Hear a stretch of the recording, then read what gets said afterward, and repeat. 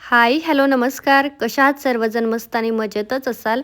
मी काजल तुम्हा सगळ्यांचं परत एकदा आपल्या आजच्या न्यू व्लॉगमध्ये अगदी मनापासून स्वागत करते. तर न्यू स्टॉक आलेला होता इथं. न्यू स्टॉक म्हणजे काही मुनिया पैठणी आल्या होत्या, जो की पीच पिंक कलर आहे बघा माझ्या हातातला. आणि मी तर चेक करत होती की क्वालिटी कशी आली. कारण मला पहिलं क्वालिटी आवडली तर ती कस्टमरला द्यायला आवडते, नाहीतर ती साडी न दिलेली बरी. उगाच ओरडा खाण्यापेक्षा, कस्टमर बोलण्यापेक्षा ती नाहीच दिलेली चांगले. म्हणून मग मी इथं चेक करत होते की हे बरोबर आहे का, साडी चांगली आहे का. आणि त्याच्यानंतर ना झुमका पैठणीमध्ये आधी आपल्याकडे 2-3च कलर होते, तर आता टोटली अजून 3 कलर आलेत. म्हणजे आता 6 ते 7 कलर माझ्याकडे झुमका आणि कलांजलीमध्ये झालेले आहेत बरं का.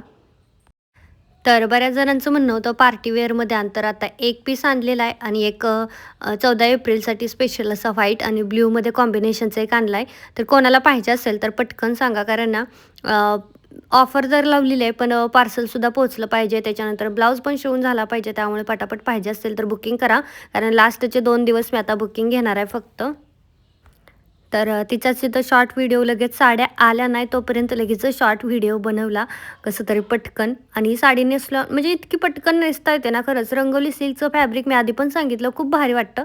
आणि आताही सांगते, कारण इतकी मस्त पटकन अगदी 5 मिनिटामध्ये साडी नेसून होती. नाहीतर मला ती साडी नेसा इतका आता खरं तर ना कंटाळा नाही येत म्हणा, आपल्याला साडी नेसायला आवडतंच, पण तो खूप टाईमपास पण होतो.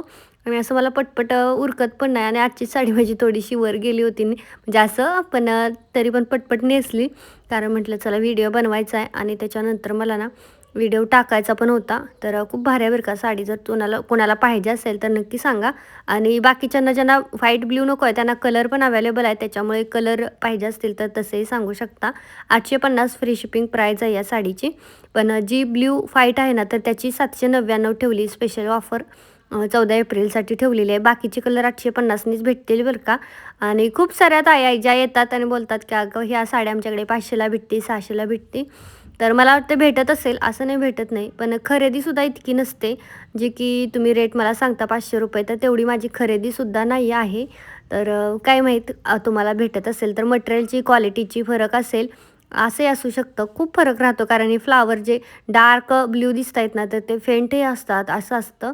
तर क्वालिटी बघून घ्यायचं असतं कधी पण. आणि मी ठरवले की नाही बाबा, थोडीशी क्वालिटी चांगलीच ठेवायची, अशी खराब क्वालिटी ठेवायचीच नाही अजिबातच.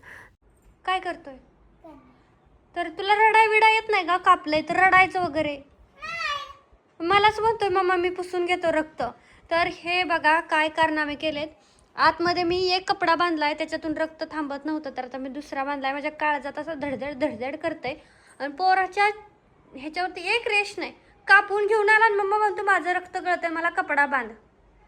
हे बघा रक्त इकडं इकडं बघा. इकडं रक्त, हे रक्त. आणि हे हात पण तुला भांड्यात हात घालाय कोणी सांगितला? तुला पाहिजे होतं तर म्हणायचं ना मला, मम्मा चाकू दे, काय दे, चमचा दे, हे दे. तुला काय पाहिजे होतं? ग्लास पाहिजे होता का? मग काय पाहिजे होतं? चमचा मागायचं ना, मम्मा मला मग चमचा दे वगैरे. काय नव्हतं तोंड तुला? आणि रडत पण नाहीये, रडत सुद्धा नाहीये. झालंय आणि पुढे काय म्हटलास? मी मोठा झालाय ना पुढे भाई. मी मोठा झाला ना भाई, आता इतका मोठा झालाय अक्षरशः, लागलं बघितलं बस. कायच असं धडधड धडधड करतोय नुसतं. आणि लस्सी बनवत होता, ठीक आहे तो लस्सी बनवतो रोजच, आता त्याच्याकडेच लस्सी बनवायचं काम आहे. पण त्याने चमचा घ्यायला गेला भांड्यात, आणि जे आज पहिल्यांदा ते चॉपर घेतलेलाच मला त्रास होतोय, कारण ते चॉपर आहे ना, जे आता मी नवीन घेतलाय त्या दिवशीच, आणि तोच होता भांड्यात. असं 3 लाईन असतात त्याला. त्याने असं चमचा ओढायला गेला, ते खारकन इतकं बोट कापले ना, ते जसं ओढत होता तो भांड्यातून. हे बघा माझा पण हात लालाय.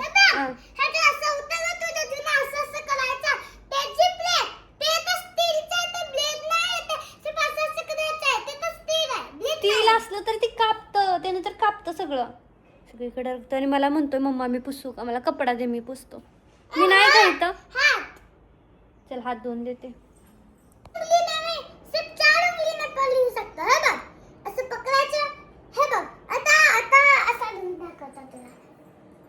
तर मी म्हटलं की उद्या आता पेपर आहे, तर तुला लिहायला आता कसं यायचं. तर मला शिकवतोय की मी ही उंगली इकडे करतो आणि त्या उंगलीने लिहितो.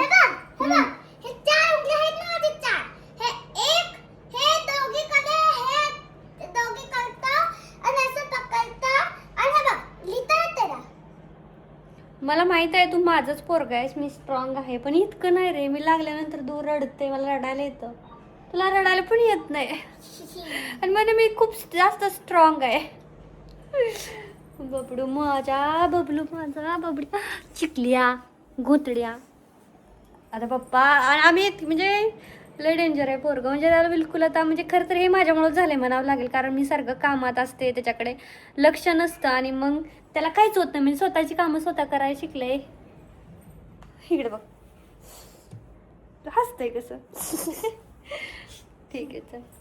तर आता त्याला चारते मी लस्सी. तर लस्सी म्हणजे दहीच साखर टाकून रोज खायचा. त्याचा स्कूलमधून आला का तेच दिनक्रम असतो. आणि रक्त पुसाय किती मोठं आणलंय, चादर बाय रक्त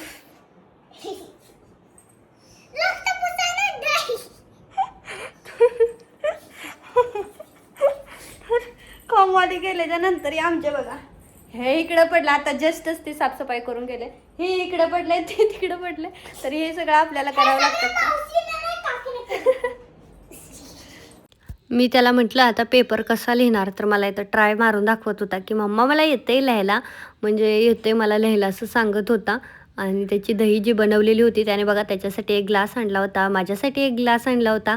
आता त्याचं फक्त सर्व करायचंच बाकी होतं आणि झालं, मला द्यायचंच बाकी होतं. पण तेवढ्यामुळे ते तेवढ्यातच झालं. पण ठीक आहे आता म्हटलं त्याला मी चारते आजच्या दिवस, तुला ये म्हटलं. पण त्याला नाही, त्याला बाहेरच सारखं ना दार उघडायचं आणि बाहेर जायचं असतं. आणि बाहेरच काय आहे त्याचं काय माहीत, सारखा बाहेर जातो. अजिबात आतमध्ये थांबायचं नसतं त्याला. बाहेर जाणार, तिथं बसणार, मग येणार. ते पण मी बोलवणार, हाका मारणार आणि मग येणार.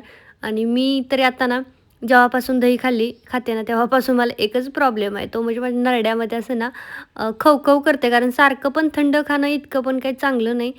सारखंच तेच थंड खाणं. तर आता मी थोडंसंच असं 5-6 ग्लास खाते, जास्त काही खात नाही. म्हणजे आज तर आम्ही दोघातच एक ग्लास घेतला होता. म्हटलं त्याला अर्धा चारेन आणि मला अर्धा चारेन ह्या हिशोबाने. आणि त्याचं इथं सुरूच होतं बडबड बडबड. इतकी बडबड करतो ना, मला असं वाटतं तिचं बडबड केल्यामुळंच अर्धं त्याच्या अंगी लागत नाही आणि एवढा बारीक दिसतोय. लोकांना वाटते की मी त्याला खायला घालत नाही म्हणून एवढा बारीक आहे. काय फक्त बोलायलाच असतात, ज्याचं त्यालाच माहीत घरात काय असतं ते. आता 2-3 दिवस झालं आमच्याकडे असं पावसाचं वातावरण होतं. पाऊस नाही येत आहे, पण आभाळ पूर्ण भरून येते. आज पण आभाळ भरून आलं होतं. तर मला थोड्या ड्रेसचं फोटोशूट करायचं होतं, तर तेच घेऊन आले होते मी बाहेर. म्हटलं चला पटापट फोटोशूट करून घेऊया. कारण परत आणि आज माझे एवढे पण फोटो काही खास येत नव्हते. त्याचं कारण म्हणजे ऊनच नव्हतं आज. म्हणजे आज इतकं आभाळ आलं होतं, गडद अंधारल्यासारखं पूर्ण झालं होतं. त्याच्यामुळे नीट फोटोशूट होत नव्हतं, पण ठीक झालं म्हणावं लागेल. बाकी तिकडं कसा पाऊस आहे मला नक्की कमेंटमध्ये सांगा, कारण महाराष्ट्रामध्ये तर बऱ्यापैकी ठिकाणी पाऊस पडतो आहे. आमच्या गावाकडे तर आहेच. आमच्या शेजारी ते राहतात ना, तर त्यांच्याही गावाकडे पाऊस आहे असं ते सांगत होते. पण अजून इथं तरी पाऊस नाही आहे. येईल असा अंदाज होता, पण नाही आला. असं वाटत होतं येईल, कारण एकाएकीतच असं वारं इतकं सुटतंय ना आणि एकदम ढग भरून येत आहेत. भीती वाटायचं वातावरण होतं आणि त्यात आता कोणीच नाही. म्हणजे निकिता नाही आहे आणि कोणीच नाही. आणि तुम्हाला एक गोष्ट सांगायची राहिली, तर निकिताला 2-3 दिवस झालंच मुलगा झालेला आहे. आणि त्यामुळेच ती इतक्या दिवस माझ्या व्हिडिओमध्ये येत नव्हती, कारण ती प्रेग्नंट होते. त्याच्यामुळे तिला माझ्या व्हिडिओमध्ये यावंसं वाटत नव्हतं. कारण व्हिडिओमध्ये आली म्हणजे ते सगळ्यांना दिसणार, त्याच्यामुळे तिला आवडत नव्हतं. आणि आता फायनली तिला मुलगा झाला आहे. म्हणजे जाऊन 15 दिवस, डिलिव्हरीच्या आधी 15 दिवस ती गावाला गेली. रातच्या ना इथं बघा हेअर बेल्ट अर्जंट ऑर्डर होती, पण रेग्युलर कस्टमरची होती, कारण त्यांच्या ना सतत माझ्याकडेच पार्टीवेअरचे ड्रेस असतात, त्यांच्या पाहुण्यातले त्यांचे सगळे. आणि माझ्या आजचे सगळे ड्रेस शिवून झाले, सगळे रेडी आहेत. आणि काही पॅटर्न ना मी न्यू ट्राय केलेत, पण छान झाले, तुम्हाला दाखवते. तर हा असा जो राहतो ना हेल्टर नेक असा, तर तो मी फर्स्ट टाईमच ट्राय केला आहे, पण छान वाटतं. मी रुद्रालाही ट्राय करायला सांगितलं. म्हणजे मला एक असं मी चेक करते, 5 वर्षाच्या मुलीचं एक होतं आणि एक 3 वर्षाचे 2 होते त्यांचे. मी एक चेक करत असते की बाबा नाही बरोबर होते का. मी रुद्राला ट्राय करते, बरोबर बसत असेल, परफेक्ट नेक असं बसत असेल तर म्हटलं द्यायचं, नाही तर ते उगाच घरी द्या, परत त्यांना नाही आवडलं परत ते रिटर्न घ्या. असली झंझट करण्यापेक्षा आधीच पहिलं नीटनीटकं करून घेऊया, म्हणून मग ती करून घेतलं होतं. पण बाकी छान बसलेत, रुद्राला पण मस्त बसला होता तो. आणि सगळेच आजचे रेडी झालेले आहेत, सगळे म्हणजे मस्त ट्रेंडिंगचे सगळे ड्रेस आज मस्त रेडी झालेले आहेत. आणि आता मी करते पॅकिंग पटापट पटापट. बघूयात आता एकही पार्सल नाही येतं, तर आज मी टोटली किती पार्सल पॅक करते हे मी तुम्हाला दाखवते. बघू आता किती करते, कारण मला अजून चॅटिंग करायचं आहे. तर मी आता एक अर्धा तास चॅटिंग करेल. तर हे सगळे मिशोचे पार्सल आहेत, जे रिटर्न आलेत किंवा द्यायचे आहेत ना, तर ते आहेत. बाकी आता मी माझेवाले पार्सल पॅक करणार आहे. बघा टोटल किती भरत आहेत, तर आज तुम्हाला लाईव्ह सगळं दाखवते. आणि रुद्र गेला खाली खेळायला. त्याला काही वाटत नाही जाऊ दे म्हटलं, त्याला म्हटलं जा थोडा वेळ, कारण त्याचा अभ्यास घ्यायचा, त्याची एक्झाम चालू होते आता, चालू होणार आहे 6 तारखेपासून. त्याच्यामुळे तर चला आता मी पहिलं ना थोडं चॅटिंग करते अर्धा तास आणि त्याच्यानंतर मग पॅकिंग करायला घेते. तर आता माझी बऱ्यापैकी पॅकिंग झालेली होती आणि आता आम्हाला जेवायचं आहे. तर रुद्रसाठी आज खास आप्पे बनवले होते. तर हे पीठ मी घरीच तयार केलेलं होतं.